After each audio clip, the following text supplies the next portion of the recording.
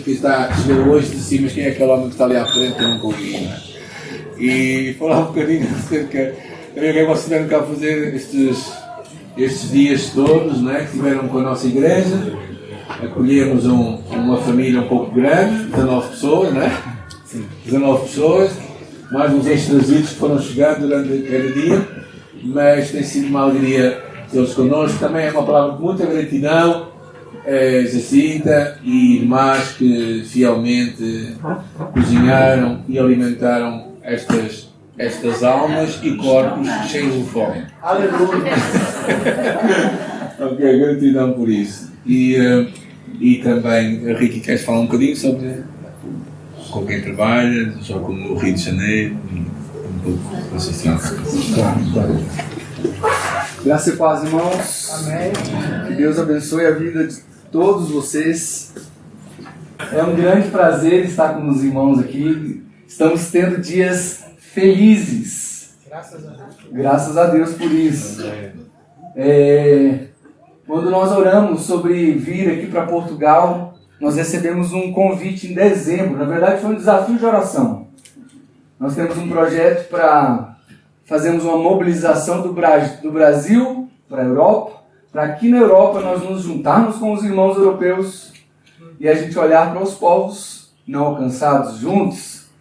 Isso foi o que Deus colocou no nosso coração em 2020 e nós começamos a estruturar um projeto para isso. E aí nos falaram, vai em Portugal. A gente está hoje buscando um endereço, um lugar onde nós vamos colocar uma base operacional para esse trabalho. Então nós estamos viajando também, além do trabalho nas ruas, servindo as igrejas, também estamos perguntando para o Senhor, Deus, onde vai ser esse lugar operacional? Para nós juntarmos com os irmãos europeus e alcançarmos quem o Senhor quer que a gente alcance. E cá estamos. Quando nós fomos orar sobre esse convite de vir para Portugal, uma das coisas que Deus falou comigo e com a Rúbia, minha esposa, olha que mulher linda, gente, essa é minha esposa. Do lado é minha filha do meio, a Liz. A Maria Flor está em algum lugar por aí. Foi para a salinha. A Maria Flor é a menor. E nós temos o Pedro, de 13 anos, que foi com a equipe para outra igreja. Quando nós oramos, Ruben e eu, Deus nos disse uma frase que já ficou clara no nosso coração. É para irmos. E a frase era, o mar está aberto. Pode passar. E ali a gente começou a organizar as nossas malas. Ali a gente começou a levantar os recursos, começamos a mobilizar a equipe e preparar essa viagem. E eu vou dizer uma coisa para os irmãos. Está sendo muito claro para nós essa expressão de que o mar estava aberto. Eu disse na semana passada que nós não estávamos vindo aqui para trazer alguma coisa que aqui não tem. Acho que eu falei isso para o pastor Samuel. Pastor Samuel, eu estou vindo com a equipe para a gente se juntar ao que Deus já está fazendo aqui. Amém. O reino está acontecendo aqui. Mesmo que a gente não esteja enxergando. Depois da vitória da cruz, o reino de Deus, ele nunca mais parou de crescer. Amém. Isso é numérico mesmo. O reino não parou de crescer. E essa pergunta, essa afirmação, na verdade, ela precisa nos convidar a pensar: como é que eu estou enxergando o reino de Deus? Como é que o reino de Deus está acontecendo em mim, ao meu redor? Essa pergunta, essa afirmação pode se tornar uma pergunta, e essa pergunta pode ser útil para nós. Porque nós somos chamados para acompanhar o movimento do reino de Deus que cresce a partir da vitória de Jesus. Amém, irmãos? Amém. Então nós somos lá do Brasil, uma base da Jocum, Jovens com uma Missão. Alguns nem tão jovens assim, o pastor me chamou de jovem, mas... Bom, eu comecei aos 19, então eu só fui crescendo um pouco. Estou com 45 hoje. E Deus tem nos dado graça, nós lideramos uma base missionária ali no Rio de Janeiro. Uma base que hoje nós temos aproximadamente 100 missionários em tempo integral, plantando projetos em alguns lugares aí pelo mundo. e continuamos a treinar pessoas lá no Rio de Janeiro para um envio missionário. E muitas coisas Deus tem feito ali. A Jocu no Brasil, ela é um pouco grande, irmãos. Assim, graças a Deus é um movimento missionário bem expressivo. Nós somos mais de 1.800 missionários em tempo integral, espalhados em mais de 80 bases missionárias, só no Brasil, fora o que os brasileiros estão aprontando por aí afora. Aleluia. Aleluia. Quem falou aleluia? Os brasileiros. Você é brasileiro, né? Os brasileiros têm uma estima boa. E graças a Deus. Meus irmãos, os dias aqui em Emezinde estão sendo muito preciosos. Nós estamos surpresos com o que temos visto. Nós, quarta-feira, antes de falar de quarta-feira, no sábado passado, a Igreja ao Caminho faz uma distribuição de cestas básicas. Como que vocês chamam? Cabazes. Isso. Aqui para a comunidade, aqui na região, né? E nós fomos convidados para dar uma palavra para essas famílias que recebem essas cabazes. É isso mesmo? Cabazes? Eu estou desconfortável falando essa palavra. Cabazes. É isso.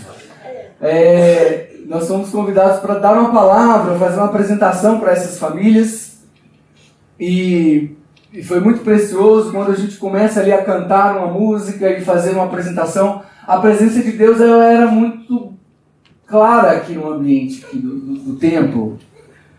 E no final da apresentação ali, no final daquela reunião, uma membra, né, uma pessoa da nossa equipa é outra coisa, equipa. Vai nessa força. Estou indo. Uma pessoa da nossa equipa, uma menina que está fazendo o treinamento ainda para se tornar missionária, ela me procurou aqui no cantinho e falou: Rick, eu senti que eu precisava orar por aquele senhor. Tinha uma família sentada mais ou menos aqui, o seu Jorge, com a esposa, e ele tinha acabado de sair do hospital com um diagnóstico do joelho dele, que não tinha mais jeito. Para os médicos não tinha muito o que fazer, ele estava com algum tipo ali de, se eu não estou enganado, um osso quebrado, e a expectativa já não era boa pela frente.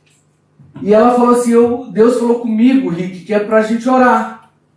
Eu falei: então vamos orar. Ela falou: mas é para chamar todo mundo. Eu falei: então chama todo mundo. E aí nós viemos aqui, sentamos, eu sentei aqui nessa cadeira bem na frente, pedimos para ele se nós poderíamos orar por ele. Ele disse que sim, um olhar bem desesperançoso, ele não era cristão, assim. E nós oramos, assim, no nome de Jesus, pedimos licença, colocamos a mão no joelho dele. E eu fiquei pensando, eu vou ser vulnerável aqui com os irmãos, hein? Vou ser vulnerável. Eu fiquei pensando: será que Deus falou com ela mesmo? Aqui entre nós. Ela nem está aqui, ainda bem. Mas nessas horas você fica, e agora? Uma coisa eu sei, não tem problema nenhum orar. Não é verdade? Assim nós fizemos, oramos, colocamos as mãos, coloquei a minha mão ali em cima do joelho dele. E quando terminamos a oração, nada aconteceu. Mas quando foi na quarta-feira, nós estávamos aqui, depois de uma programação pela manhã, o pastor Samuel estava nos dando um testemunho da vida dele, do ministério, do início dessa igreja. E enquanto ele estava aqui falando com a gente, aquela porta abre e o seu Jorge entra: eu estou curado. Vocês oraram e o meu joelho está bom. A minha perna estava grossa, agora ela está fina. Aleluia! E aquilo me deixou assim: Senhor. E queridos, deixa eu dizer uma coisa para vocês. Eu estou vindo de uma semana de muitos milagres nas ruas. Deus, ele disse que era para a gente falar de esperança aqui nesses dias. E a gente está falando, a gente está cantando sobre esperança, falando sobre esperança. Vamos para a feira. Ali a gente foi conversando com pessoas. Ali a gente começava a fazer uma apresentação de rua, parecia que ninguém ia parar. Mas no final da apresentação ali das peças de teatro, das músicas, a gente tinha um grupo de pessoas assistindo, algumas lágrimas no rosto das pessoas, e a gente percebendo Jesus fazendo coisas extraordinárias na vida das pessoas. Amém. E eu falei, Senhor, o Senhor está vivo, o Senhor está operando. Sabe qual é a certeza que eu tenho, irmãos, no meu coração dessa semana? Que não tem nada a ver comigo. Não tem a ver com a equipa. Tem a ver com o que Deus já está fazendo nesse lugar. Porque eram corações preparados para receber o Evangelho. Eram pessoas que só estavam esperando alguém para dizer. Quantas pessoas nós abordamos nas ruas essa semana que falaram assim, mas eu não tenho esperança. E nós começamos a conversar, nós começamos a mostrar coisas boas a partir do que as pessoas estavam falando da história delas. A gente começou a apontar, olha, mas isso aqui não mostra que Deus estava guardando você? Isso aqui não mostra o cuidado de Deus na sua vida? E com poucas palavras, as pessoas estavam mudando de opinião, de que existe uma esperança. E eu me pus a pensar, Deus, o que está acontecendo? Eu já estou me sentindo um privilegiado por estar aqui. E pedindo uma palavra para Deus para essa manhã, um texto que me veio ao coração, está no livro de Atos, capítulo 3. Tem aquela projeção bonita assim, pá, tem, né? Ótimo. Atos, capítulo 3, a partir do versículo 11. A gente vai ler do 11 ao 17.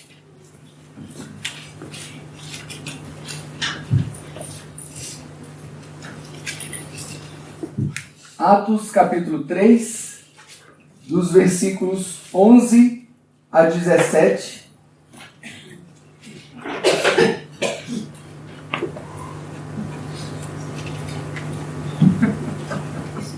A 17. O texto diz assim. Tá bom, eu vou abrir a minha Bíblia.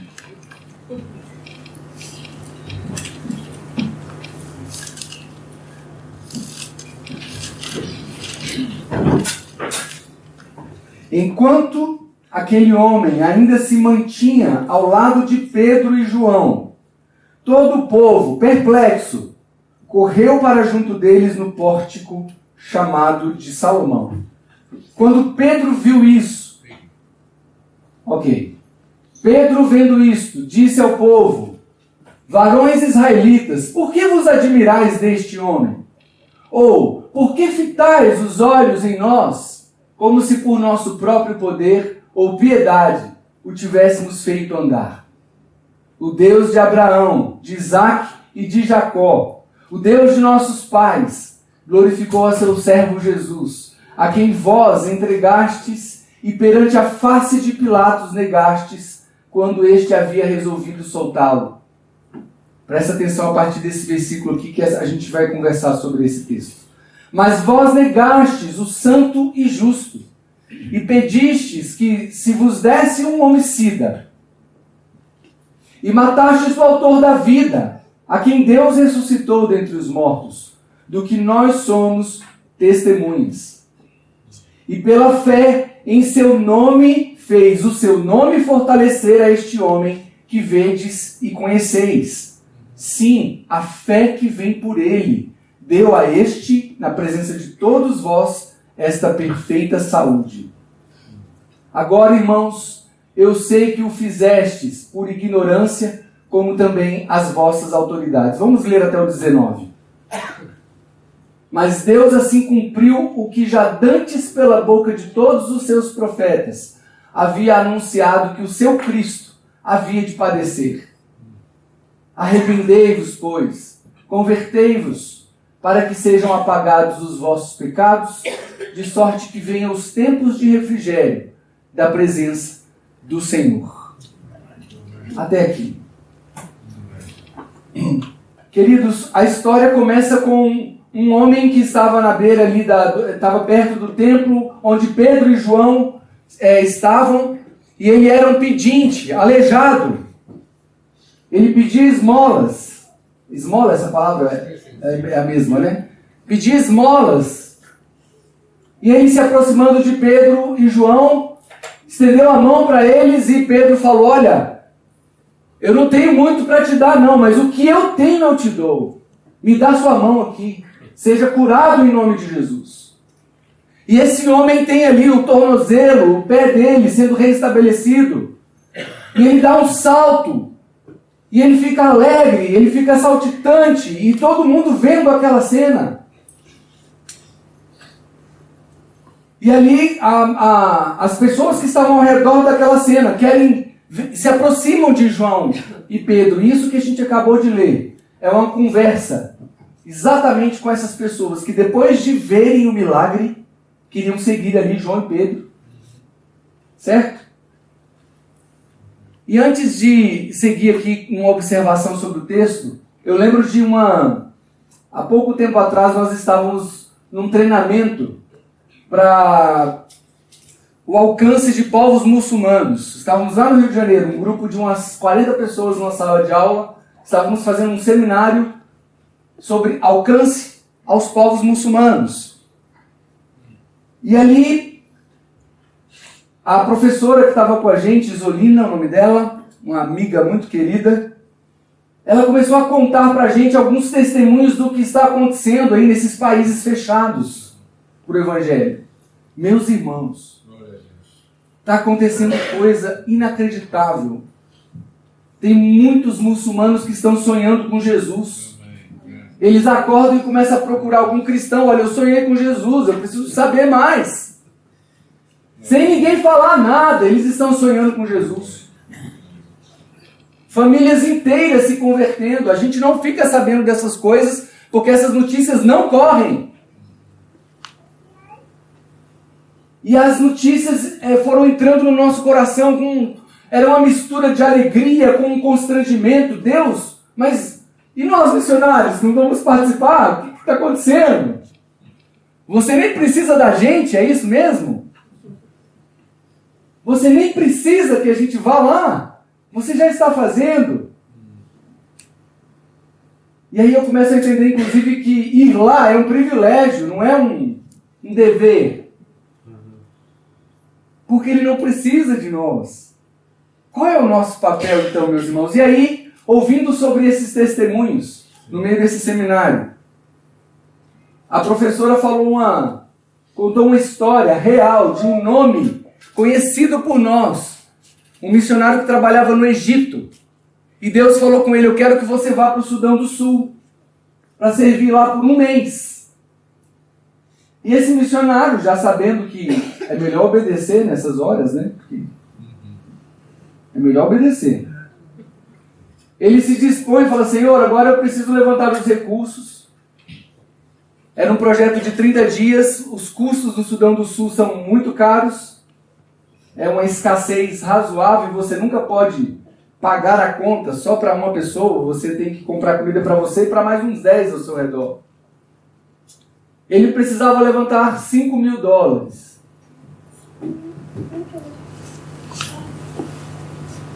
Deixa eu lembrar se era $5.000.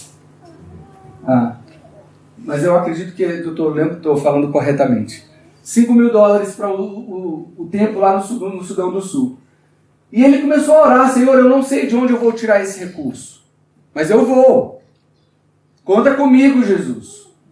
E ele, nesse tempo de oração, a data começou a ficar perto de quando Deus havia falado com ele para ir, né? E ele orando, ele sentiu o Espírito Santo falando com ele assim: vai para o aeroporto. Ele não tinha passagem ainda. Ele não tinha levantado o recurso ainda. Mas aquela voz era uma voz que ele já sabia de quem era. E ele foi para o aeroporto. E lá no aeroporto ele fica ali em oração: Deus, estou aqui no aeroporto, começa a orar.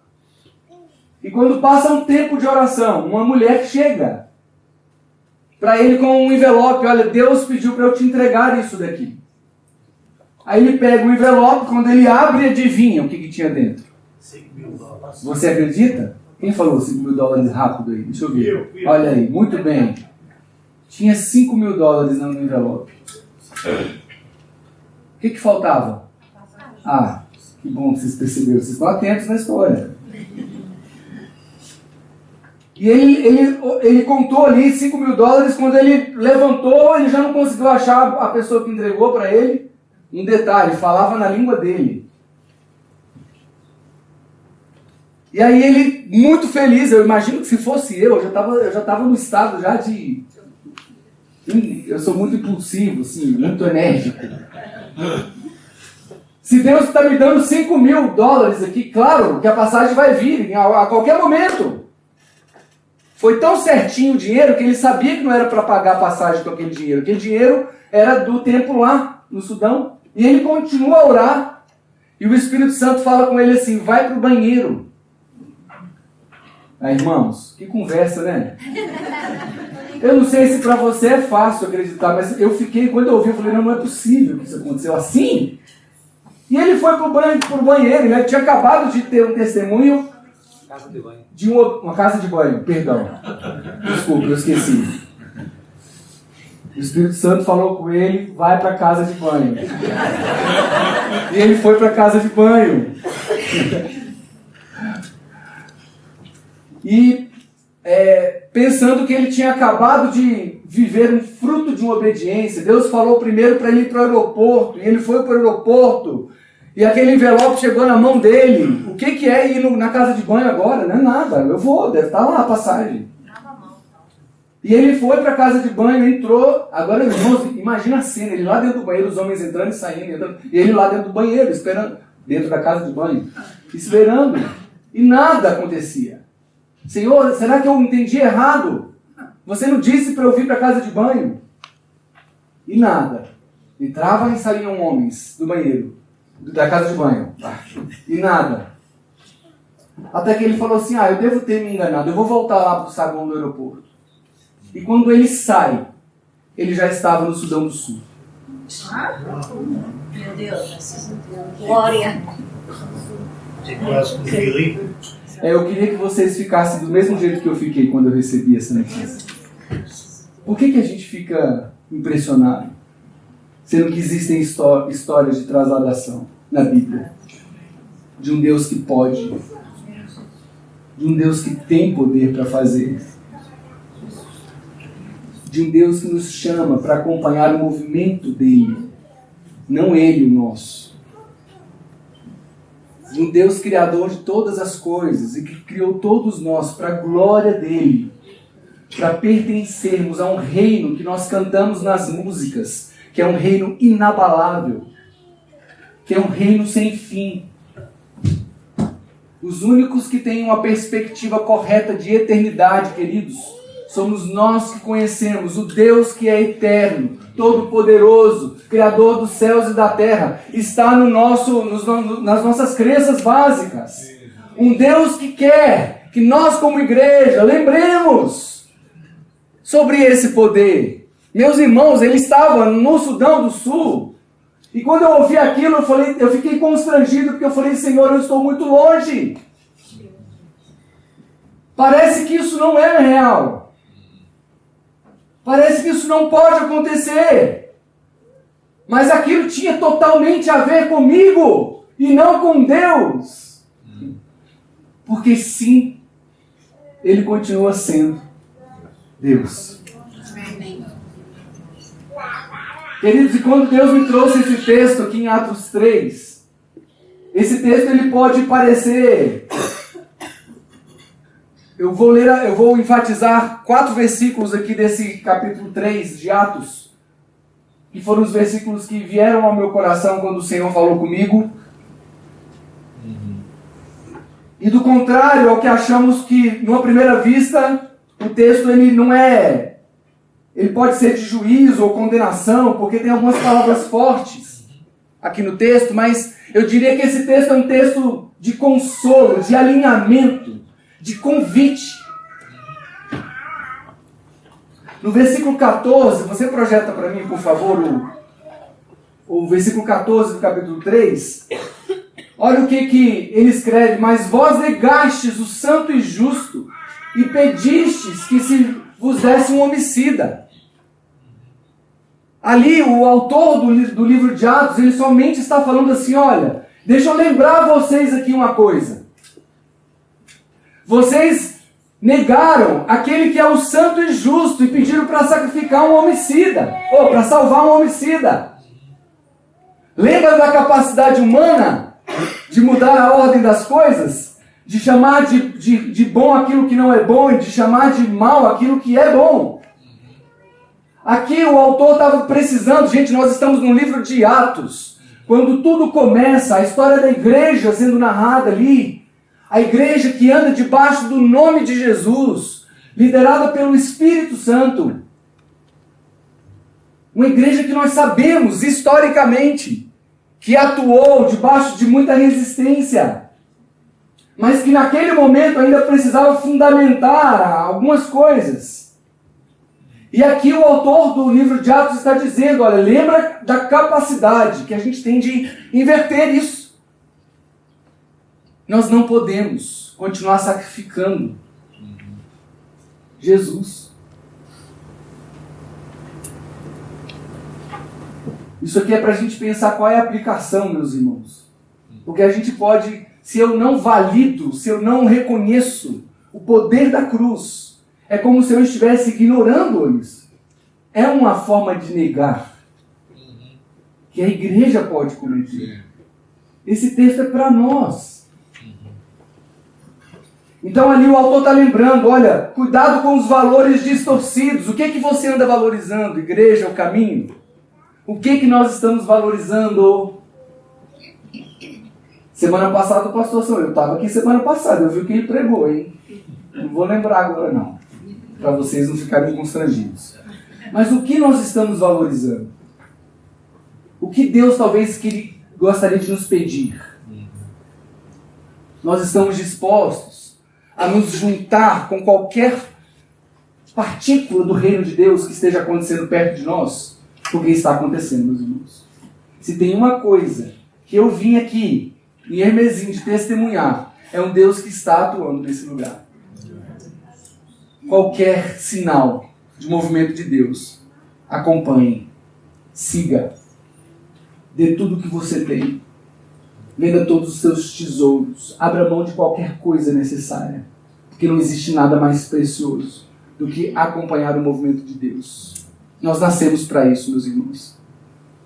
Nós nascemos para conhecer os caminhos de Deus para nós. Nós nascemos para testemunhar sobre isso. Aqui não importa como você está se sentindo. A Bíblia diz que o coração é o quê? Ele é enganoso.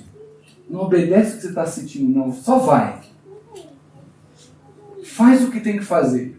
Você vai ver o seu coração, inclusive, sendo resgatado. Então, cuidado com os valores distorcidos. Cuidado com essa visão que parece que não enxerga coisas boas.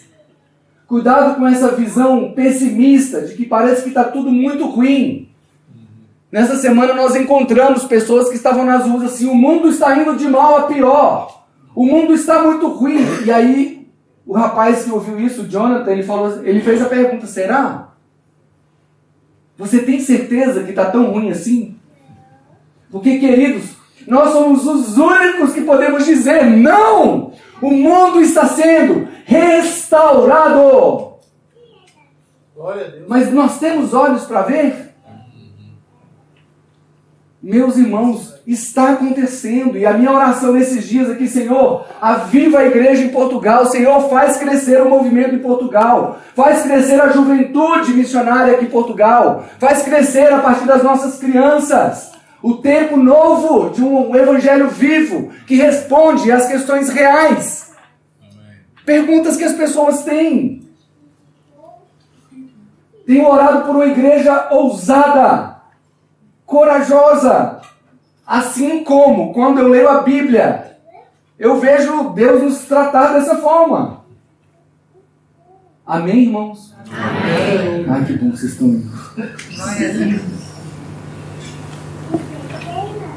Nós não podemos ter um juízo precário de querer matar Jesus e salvar homicidas.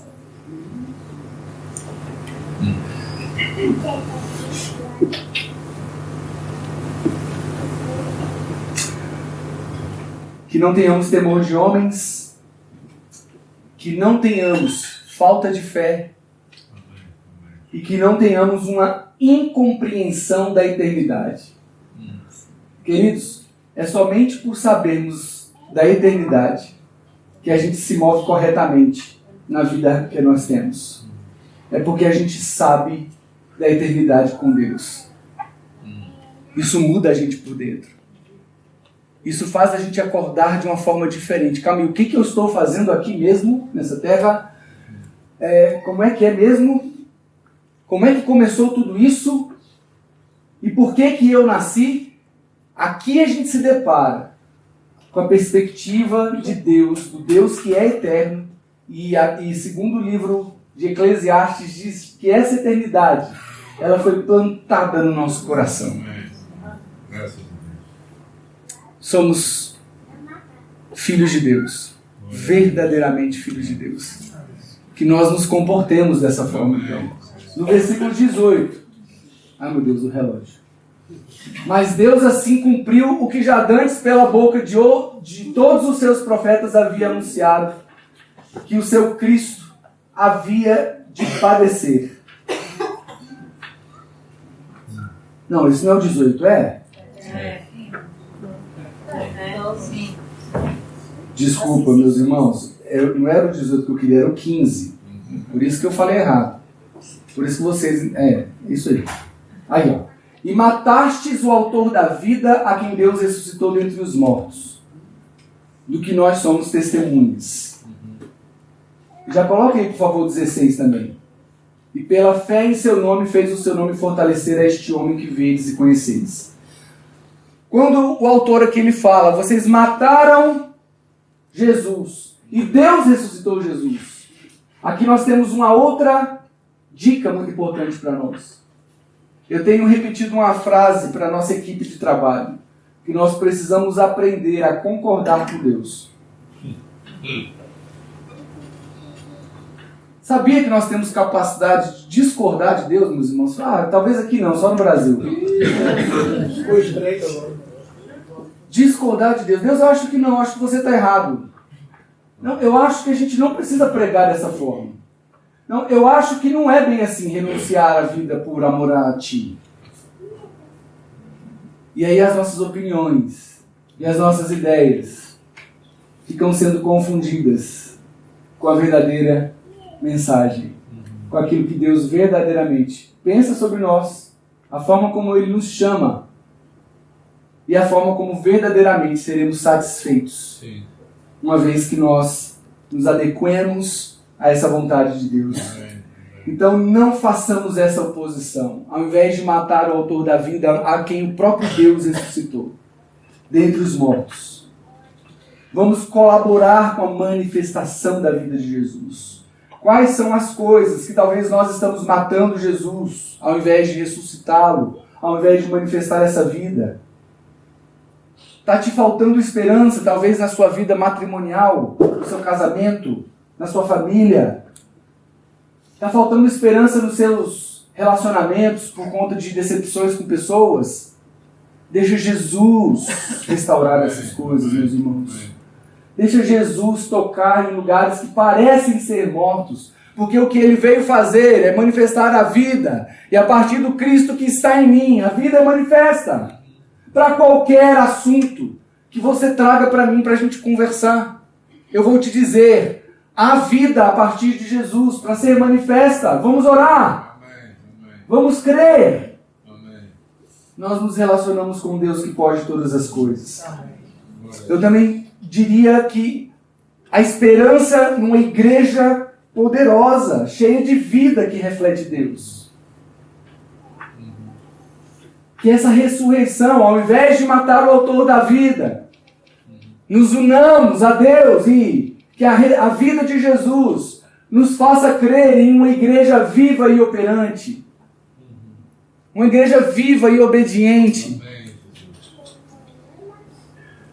Meus irmãos, é porque eu sou estranho. Mas eu acho, pastor, que a gente vai ter que pensar em outro tempo. Já. Porque do jeito que eu creio, assim, do jeito que dentro de mim acontece, parece que a gente vai precisar de mais lugares. Tem muita gente ali fora. Ou então a gente planta novas igrejas, está tudo bem também.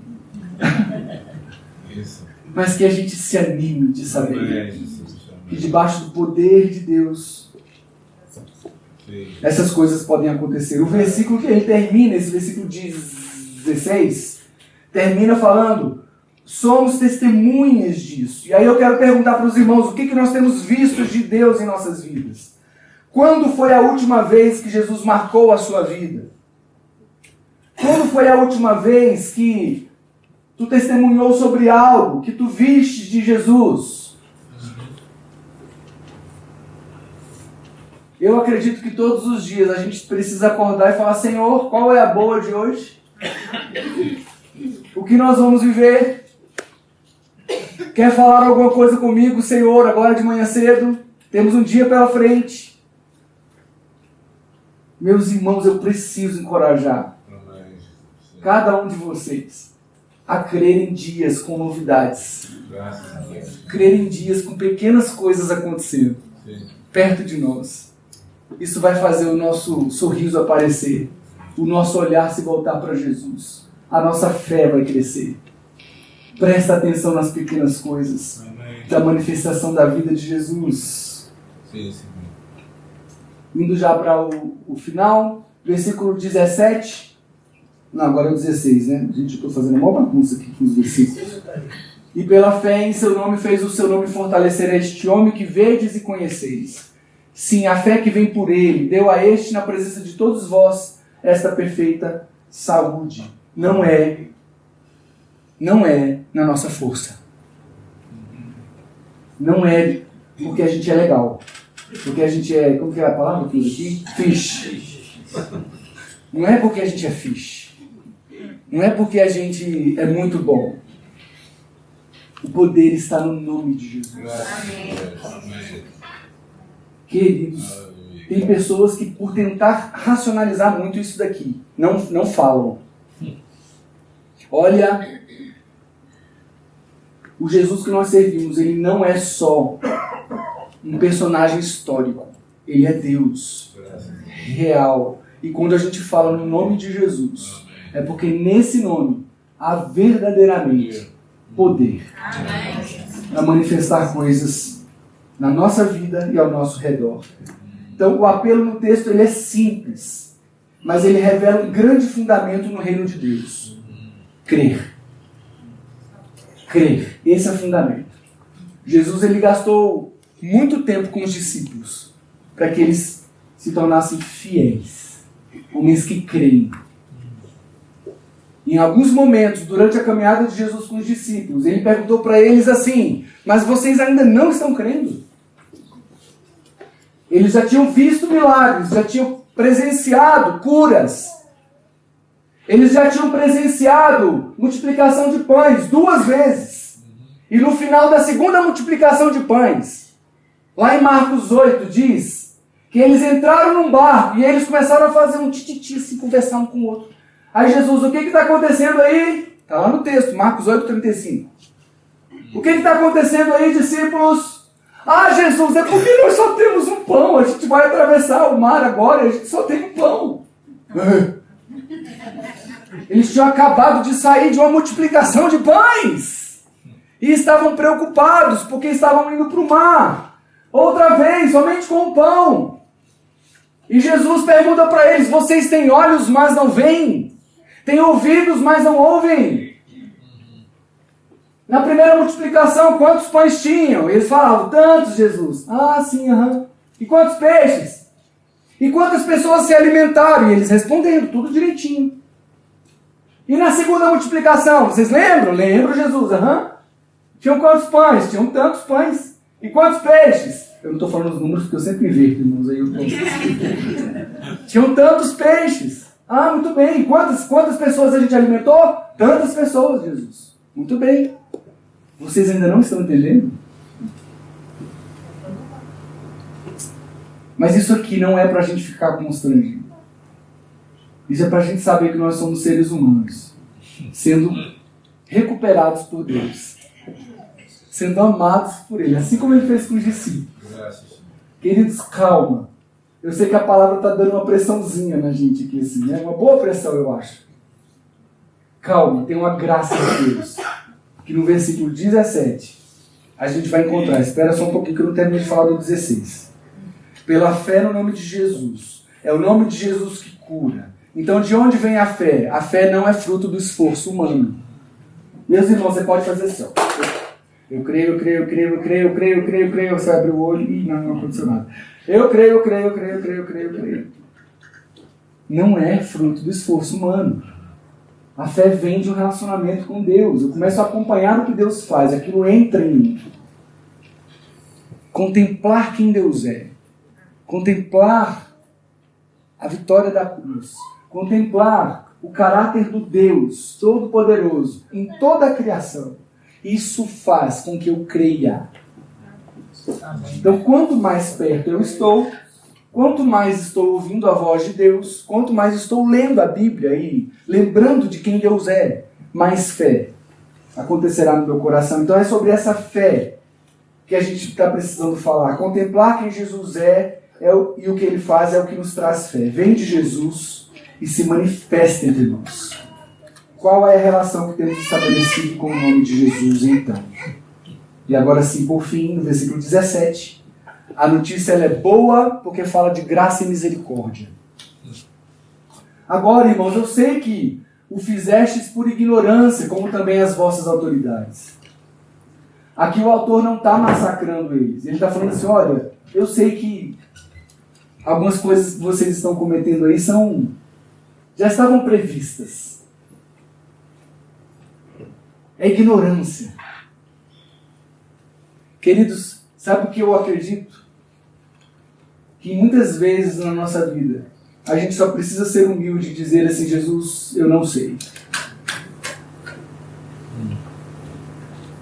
Jesus me ajuda, porque parece que eu sirvo ao Senhor e creio no Evangelho que não é muito compatível nem com a minha vida. Por que não sermos humildes? Para virmos com falas como essa, para que aí sim o Senhor venha e encha você com uma esperança que talvez você nunca experimentou, de dias novos, de coisas novas na sua família, na vida dos seus filhos, dos seus netos, da comunidade local onde a gente está inserido, né? A graça que nos conduz a um arrependimento. Lá no versículo 19 ele fala. Então olha só, o autor escrevendo ali o livro de Atos, presta atenção, já que é assim, já que nós temos essas limitações, mas nós estamos falando que não é no poder de nenhum homem, é no nome de Jesus que as coisas acontecem. Arrependam-se então. Se convertam das coisas que não são boas. Limpem o terreno do coração. Livrem-se de qualquer idolatria. O que é idolatria aqui, meus irmãos? Qualquer coisa que a gente ame no lugar de Deus. Quais são os nossos amores? O que nós temos amado no lugar de Deus? Talvez a nós mesmos. E aí, a parte que eu mais me empolgo, acho que é porque eu sou missionário. Lá no versículo 25 desse capítulo, ele começa a falar ali de que tudo isso está correndo por conta de uma promessa. Todas as famílias da terra, o autor ele lembra que a promessa bíblica prenuncia Jesus e o propósito da bênção para que todas as famílias da terra estejam diante do trono do Cordeiro, diante de todos os povos, tribos, línguas e nações.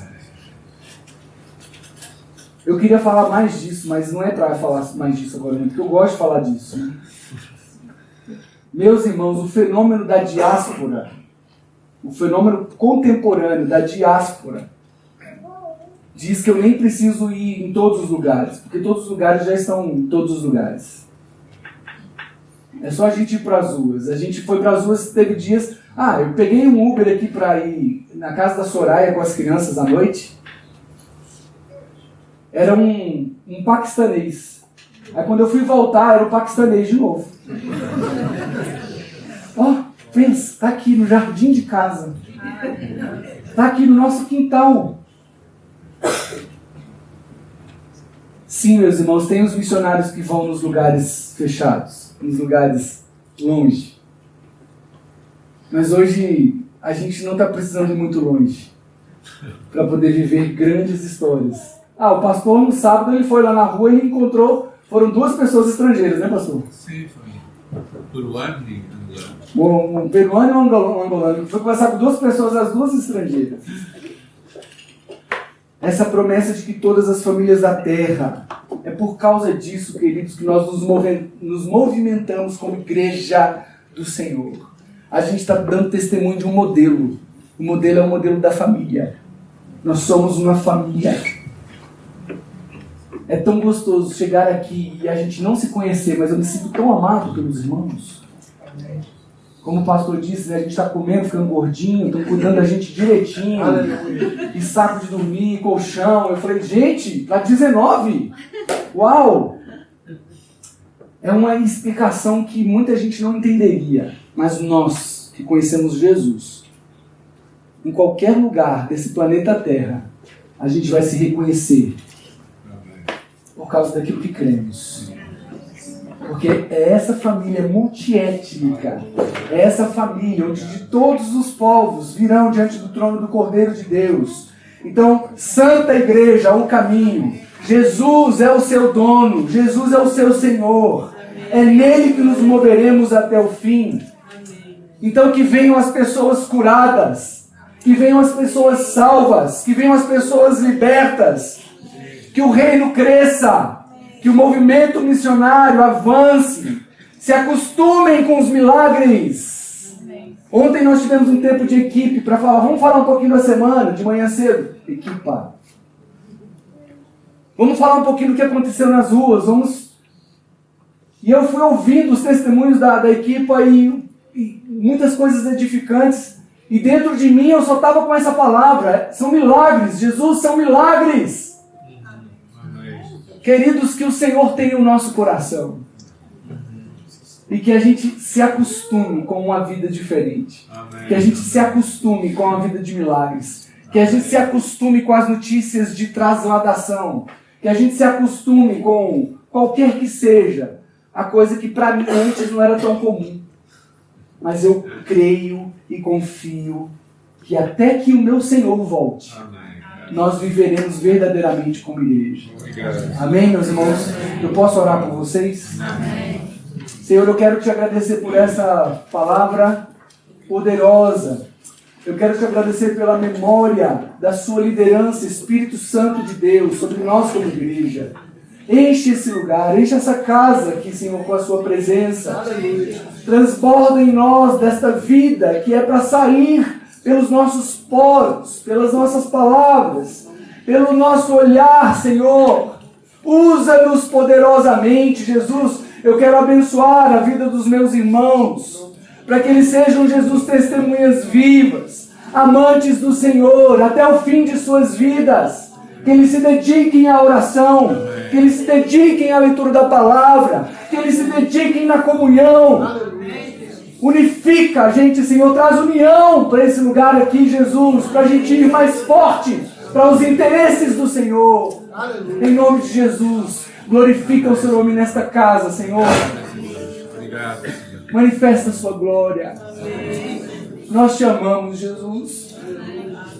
Nós te adoramos por todas as coisas. Te agradecemos por todas as pessoas que foram alcançadas essa semana nas ruas, Jesus. Obrigado pelas conversões que tiveram, Senhor. Obrigado pelas pessoas que nós oramos. Pelas pessoas que acordaram com um dia melhor porque ouviram a mensagem do Evangelho de Jesus. Obrigado, Senhor. Nós não somos nada sem o Senhor. Nós não podemos fazer nada sem o Senhor. Então, encha-nos dessa vida Cresça em nós, Jesus. Que o seu nome seja engrandecido para todos sempre. Amém. Deus abençoe, irmãos.